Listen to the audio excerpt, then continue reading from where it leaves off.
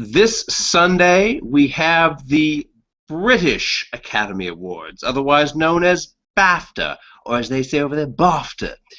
And these are very, very good harbingers of what's about to win the Oscars, right, Paul Sheehan?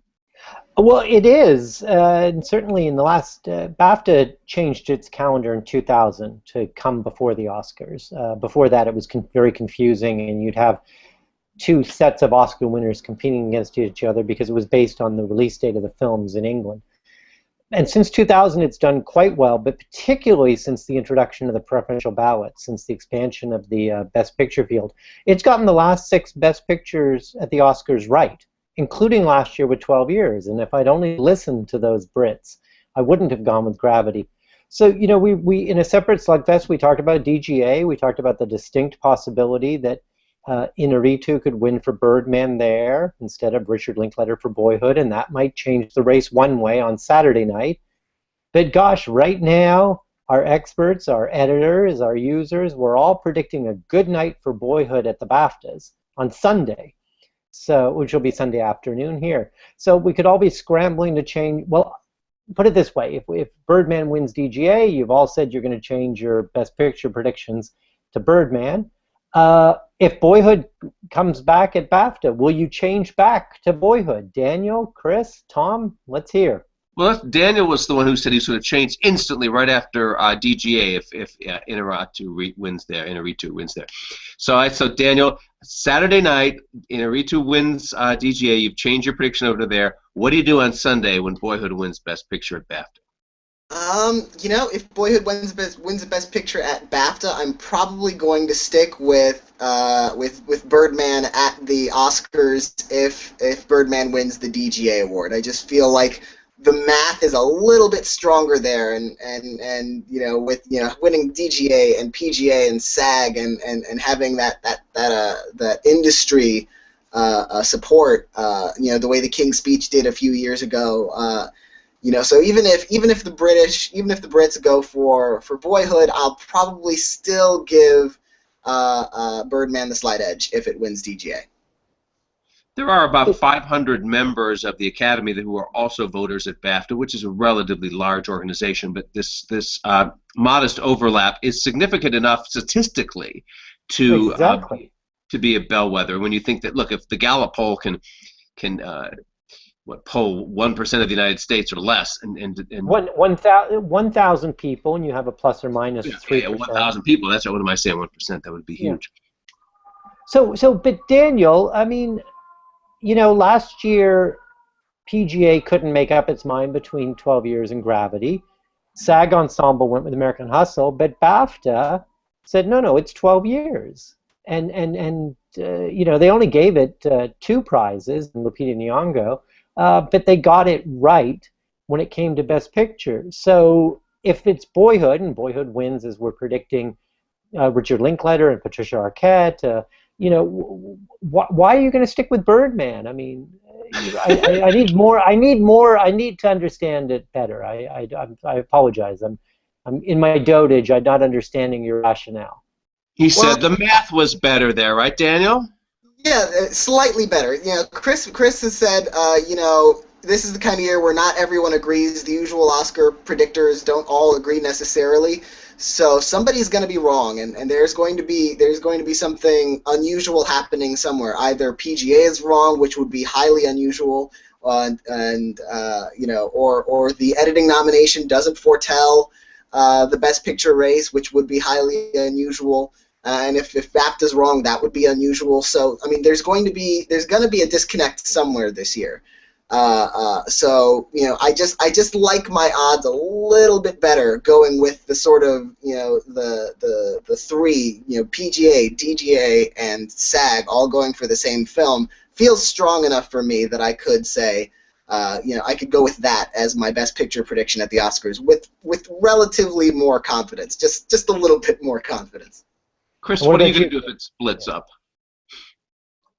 I think it is going to split up because I've got Boyhood winning at DGA, and I've got Birdman and Alejandro winning at BAFTA. I'm one of the only ones saying that. Oh, my God. What's that all about? Yeah. Wow. It's a very, we all agree these two categories, director and picture, are very tight this year. And I changed my picks just a couple of days ago. I just looked at that lineup at BAFTA and I just thought, Birdman, Alejandro, they're way more the sensibility, I think, of a BAFTA voter than Boyhood, which is very Americana. I also looked at the fact that at BAFTA, it's just the opposite. Boyhood's very top-heavy on nominations. It only has 5: picture, director, writing, 2 acting. They don't have an editing, and they actually nominated 6 films for editing at BAFTA, and not one of them is Boyhood. Oh, I like where you're going with this. Interesting. In other words, they're very top-heavy with nominations, but all of those other categories, there's no Boyhood. But I would disagree with editing link, right, Paul, with Best Picture. that. I don't think I could speak to on BAFTA. I don't understand it well enough, and it's also, just to let myself off the hook a little bit. Until a couple of years ago, they did a very odd thing where the whole Academy would decide on nominations in those creative fields, and then the branches would actually decide on the winners. So it was kind of the opposite of the Oscars. So it was sort of, you can't really. The Academy would still be voting on Best Picture. Yes. But now they do. The group that voted on editing.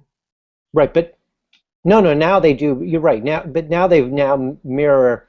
They have chapters instead of branches, but they mirror what the Oscars do. I'm not saying the editing thing is the only reason. I just looked at the whole picture and thought, I love Tom's analogy that he's been saying the past couple of years about how voters like to get on the winning team, and I think that's the case in all of these different awards as they're marching toward the Oscars. That's why we've got 3 acting races this year that are settled. Well, I just wanted to clarify one thing, because what I was saying about the nominations. What's interesting at BAFTA is the entire Academy nominates for picture, but they also nominate for acting. So that's the entire Academy. That's interesting, as opposed to just the one branch, the actors branch at the Oscars. Well, then do the branches, like for writers, just decide screenplay, and the directors just decide screenplay, but everyone gets... Now, really? Yeah, they changed that a couple of years ago. They used to have long lists that the branches would come up with, say, the top 15, and then the entire Academy would decide on the 5 nominees in the crafts. And they got rid of that long list a couple of years ago, and they really do want to be seen as getting it right. And so, to that point, the general sentiment, I think, through the whole season until recently has been that Boyhood was going to win, no questions asked. So, in that sense, the British might be going with Boyhood and Linkletter because they think, well, that's what the Oscars is going to do. They didn't get Daniel's memo. Right. So. When was their deadline for voting? I believe it's tomorrow. I think it's. So I think it's they've seen all of the stuff that we've seen, which would be PGA and SAG Awards and all that. It's not that. Oh, they'd have to put down their gin to focus on those things. They're not. I don't know if they're. I can't. I looked at the whole list again, and I may be wrong, but I'm just looking at it going, I don't see. In a year where it's so close, Boyhood does not feel like a BAFTA film to me. And before I want Daniel to answer, I have to chime in. I have to say one thing about Boyhood, and it is not an American-only film. I think it's a universal film. It's like when it resonates with people. Everyone's been a child. A lot of people have been parents, and so I don't think it's sort of Americana. It's not just a uniquely American story. So, in fact, I would say it's interesting. There was a television film done in England a couple of years ago, which was the same idea, and I think they did it over 6 years. And it was the real families. No. This is a TV film with actors. Oh, was it? Oh, okay. Well, let me ask you all of this. With it being what we think is a tight 2-way race here, Budapest leads in nominations at BAFTA, and it probably, if it goes the way I think it will in some of these technical categories, it's going to be the biggest winner of the night. I think it's going to be either 4 or 5. It doesn't feel important. Here's the problem with sizing up the best pictures here, and that is, I like what you're saying, Chris, about the theory, the way, how you're approaching the possibility of a Birdman win at BAFTA, because yes, Boyhood is a smaller film. It's a much more American film. They may not be able to connect with it that way. Birdman is real achievement on the screen. It's very impressive. It's bold ideas, and remember, they've got more of a European sensibility over there. They're more accepting of the kooky, wacky stuff that's happening on screen in Birdman. There is no precedent at the Oscars of a movie like that ever winning anything. I mean, Best Picture. But here's what's wrong with the Birdman thinking, and if there's one thing that the movies have in common that have been winning lately for Best Picture, and maybe last year was a bit of an exception, but I mean The Artist, I mean The King's Speech, I mean Argo, they all have this warm, fuzzy, emotional tug at the heart of them that reach us and make us go, ah. That's what Boyhood has, and that's what Birdman does not have. At the end of Birdman, you don't know what just happened outside that window. It's like, what the hell? It's totally illogical from what has preceded it, and that's okay. It's supposed to challenge you intellectually, all this, but it's a mess at the end. Maybe it's a brilliant mess, but it still doesn't leave you going, oh, bonding. But I would say, right, Tom, and I think actually 12 Years a Slave does do that at the end. The fact that he's reunited with his family after 12 years. But a couple of things to keep in mind when you're making your BAFTA predictions at Gold Derby, and I urge all of you to do that. You've got a couple of more days. Don't forget to predict the Grammys as well. They're happening Sunday night. But only 5 Best Picture nominees at BAFTA, not the 8 that we have at the Oscars, and no preferential ballot. Just you check one. So, Chris, I mean, do you think that more people are checking Birdman than are checking the British films that are up there, Imitation Game, Theory of Everything, or that they're checking Boyhood? I do. And regardless of what BAFTA does, if I'm right and they pick Birdman, I'm still picking Boyhood at the Oscars for exact reasons Tom just said. It's more uplifting, more. I just don't. I don't think BAFTA is going with Boyhood. And we're in a real game this year. We trying to decide from week to week which group is going with which pathway is becoming very difficult. What about you, Daniel? What you thinking Boyhood then still for BAFTA? Yeah, I'm sticking with Boyhood at BAFTA for now. Again, all bets are off sort of after DGA if it goes to Iñárritu. I would disagree with Chris a little bit that Boyhood doesn't have a European sensibility. I think Boyhood with that long film with that sort of loose structure, that very slice of life feel, it could have been made by a very highfalutin French director just as easily as it was made by Linklater. So I think it definitely has a European sensibility, or at least would appeal to that sensibility. But I do agree that Birdman is the more stylish film. I'm not sure if the BAFTA, like everyone else, just seems to want to be another predictor of Oscars. I mean, Argo a couple of years ago, they jumped right on that bandwagon, even though that was an American film about an American organization, the CIA, and the American film industry saving American hostages. It was that didn't have a European sensibility either. No. Right. But it was the overwhelming frontrunner. Yeah. I'm saying in a year where there is no frontrunner, that these two films are neck and neck, they're going to go with the one that they like better. And I think that could be Boyhood, but I think it's going to be Birdman. And so Chris is going against the grain here because even the rest of the editors who were the best. Tom went against the grain with Eddie at SAG, and I got the bragging rights. He gets to crow over that for a year. So I'm right. I understand. I want to hear from all of you. No, of course. I just wanted to make a point, Chris, which was that the overwhelming odds, whether it's the experts, the editors who did the best at predicting the Oscars last year out of all the groups, our top 24 people that did the best, among our users, the ones that did the best at predicting BAFTA last year, everyone's sort of thinking Boyhood and Linklater. So we'll reconvene on Monday to talk about all this. But what about Eddie versus Michael Keaton? So Tom, I mean, is the experts, editors, top 24, they're all saying Eddie by a mile, and I think in this case, Eddie being British and all of that gives him the edge, and in other words, if you're not going to be giving British films any if you're going to go with Boyhood for Best Picture, and you want to give a British vote somewhere, you can give that to Eddie, right? Yeah. So what does he? Because you always make the point, and then with the internet now and YouTube and everything, people will see the BAFTAs in a way that they didn't used to, whether they watch it on BBC America or watch it online later, or will embed acceptance speeches. What does Eddie have to do at the podium to seal the deal with Oscar voters who will just have gotten their ballots? He just has to not screw it up. He gave a magnificent SAG speech, very heartfelt, very, very on the edge. There was passion, pulsing through his voice. People were very affected by that. He gave a very good, solid speech at the Globes, where he got upstaged by a better Keaton, but I think that's faded in memory.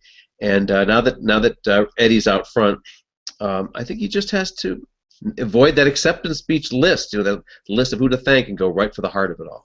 Don't you think, though, in front of his own home country, that this is maybe going to be his most emotional moment on stage if he wins? Maybe, yeah. And then the other, I mean, it's this dress rehearsal for the Oscars, and we're predicting Julianne Moore, J.K. Simmons. Sorry, Chris, we're predicting Patricia Arquette from Boyhood to win. What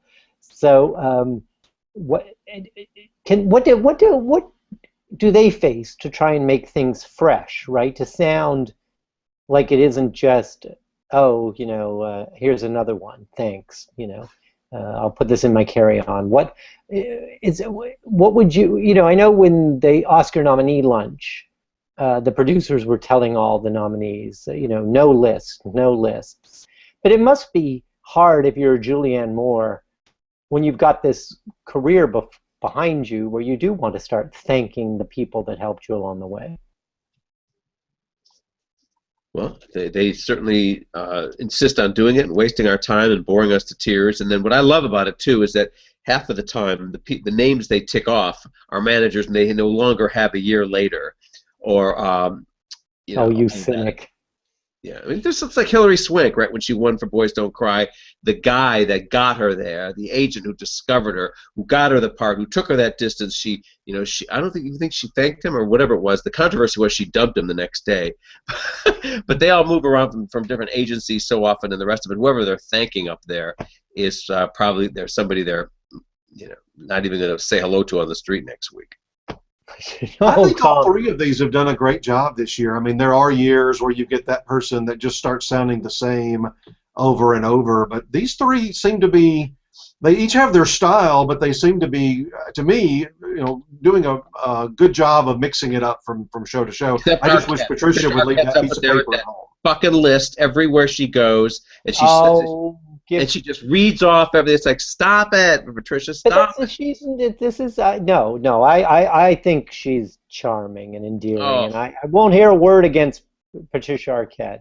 I think that's the instance of a woman. I mean, she won I believe an Emmy for Medium and TV show, and she's going back. She's doing CSI Cyber, I think, starting in the spring. She is, I think, just so delighted for a moment in time to be thought of as a movie star. And I asked her about that the other day. I have an interview with her that will be aired in the next few days where we begin talking about her win for Medium and what it was as an upset. And here she goes into the Oscars, another peer group award, as the front runner, where there she went in as a long shot. She's very grateful. You're right, Paul. And she's very laid back. I'd never met her before. She was so just low key. And then after the interview, I have that Oscar statuette up here, as you all know, and she just took it and she didn't want it. Someone was trying to take a picture of her with it. She was, oh, it's bad luck, but then we did end up getting a picture of her with it. But anyway, I was very charmed by her, but I wanted to say, honey, can I give you a little acceptance speech advice? Ditch the list. But I didn't. Well, I think it's just in that instance when you sort of know this is my one time at bat, and so you do want to make sure you don't forget anyone and that you're not suddenly having to take an ad out in the trades the next day to thank everyone like I think Cher had to, because she just thanked her hair and makeup people. Get up there and give a performance. You have 45 seconds. Give a little movie, a little play. Well, let's talk about that. Let's talk about that for a sec, because that to me, whether it's BAFTA or the Oscars, why is it only 45 seconds? I mean, I know if people are droning on, but the pressure that you're under, I mean, isn't the point of these award shows to see the people win the awards? So in a show that could run almost 4 hours long, you're having 45 seconds times 24. I mean, that's 18 minutes. So we have to listen to badly scripted repartee between two presenters that met backstage for the first time for 2 minutes, and yet we only get 45 seconds of the winner. There's something wrong with that. That's because these performers who give performances for a living are so bad at being on a stage without a script, scripted by. Forget it. Wait, no, you're just talking about the 4 acting ones. Forget them. I'm talking about the other. There's 20 other categories, and there have been some wonderful speeches from those people over the years. I remember the one from a director of a student film who said her dress cost more than her movie, and there was one documentary about a Holocaust survivor, and she spoke. And so this idea that these people don't have something to say, and that they have to, distill it into 45 seconds, and it's this gallop up to the stage, and they're so terrified that flashing light, they're going to be cut off. I'm sorry, I just say in general to these awards producers, you've got things all wrong. I don't need Ben Stiller hogging the limelight for 3 minutes doing some shtick that isn't funny. I want to see these people that have worked for their whole life, actually speak from the heart. And I think that this idea of the ticking clock is what terrifies people. It is. Anyway, I'll stop talking. There was that awful A Beautiful Mind year where the ceremony lurched beyond 4 hours. Oh my God! And they have, so it's a flexible show. They really do allow it to spill over. So if it really is flexible, then allow these people their moment up there. Yeah, give them another 20 seconds. I agree. Well, I've read several producers over the years, whether it was Oscars or Emmys, and I know I've seen Neil and Craig say this, but then they're producing the current Oscars the last 3 years. They've told the nominees, and they've told the press, if you are interesting and you're not reading a list of names, we will not cut you off.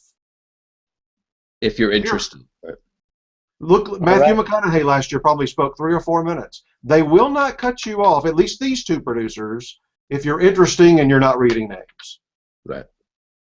Though it does seem churlish and a little like to cut anyone off. I mean, let them read their names. The only condition to that I would say is if it's a group of multiple people, they have asked that one person be designated to speak for the group. So if you start all walking up to the microphone, that's just not going to happen. Well, that's what that seems a little, again, unfair. It's only a few categories. You want 6 visual effects guys all getting their moment? Yes, I do actually. I mean, this is a once in a lifetime. They elected somebody to speak. No, I'm so. Well, we've let all of you speak today. There's 4 of us. Yeah, but we're not going to put this on the site or anything. They may think we are, but this is just for the humor. Oh, we'll do some editing. Okay, yeah, it'll just be the Tom and Paul show, as it should be, or just the Paul show. But all right, well, we're going to be doing lots of coverage this weekend. There's DGA Saturday night into probably the wee hours of Sunday morning.